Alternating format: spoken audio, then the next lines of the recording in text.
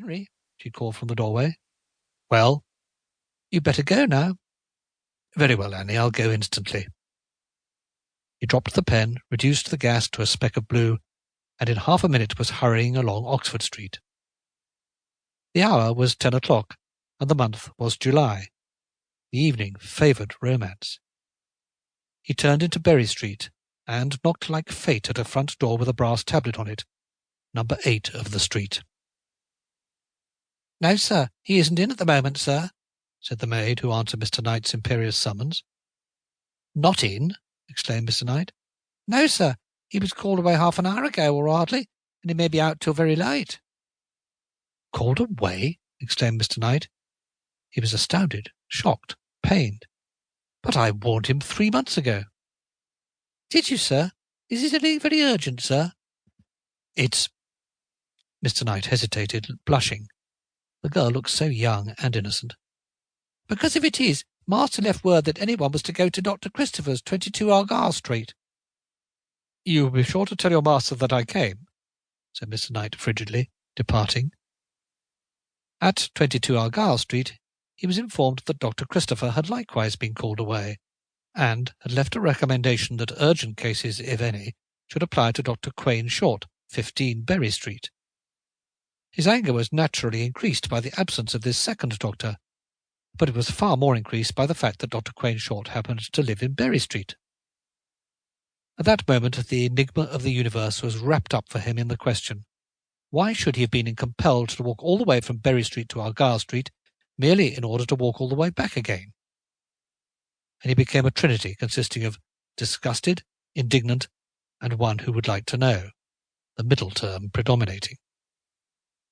When he discovered that number 15 Berry Street was exactly opposite number 8 Berry Street, his feelings were such as break bell wires.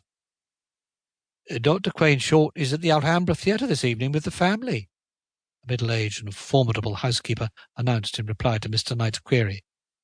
"In case of urgency, he is to be fetched. His box is number 3. "The Alhambra Theatre? Where is that?" gasped Mr. Knight. It should be explained that he held the stage in abhorrence, and further, that the Alhambra had then only been open for a very brief period. 2 out and the 3rd at the theatre, Mr. Knight mused grimly, hastening through 7 dials. At the theatre, of all places. A letter to the Times about the medical profession was just shaping itself in his mind as he arrived at the Alhambra, and saw that a piece entitled King Carrot filled the bill. King Carrot, he muttered scornfully, emphasizing the dangerously explosive consonants in a manner which expressed with complete adequacy not only his indignation against the entire medical profession, but his utter and profound contempt for the fatuities of the modern stage. The politeness of the officials and the prompt appearance of Dr. Quain Short did something to mollify the draper's manager of 10 years' standing, though he was not pleased when the doctor insisted on going first to his surgery for certain requisites. It was 11:30 when he returned home.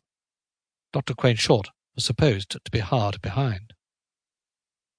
"How long you've been," said a voice on the second flight of stairs. "It's all over. A boy. And dear Susan is doing splendidly.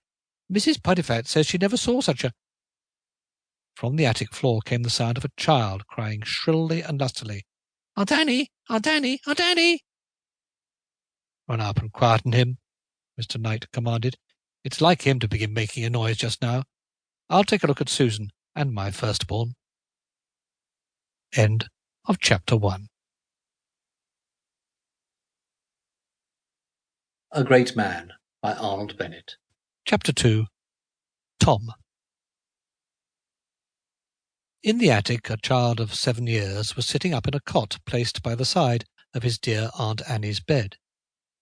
He had an extremely intelligent, inquisitorial, and agnostical face, and a fair curled head of hair, which he scratched with one hand as Aunt Annie entered the room and held the candle on high in order to survey him. "Well?" inquired Aunt Annie firmly. "Well," said Tom Knight, determined not to commit himself, and waiting only for a chance, like a duellist. "What's all this noise for?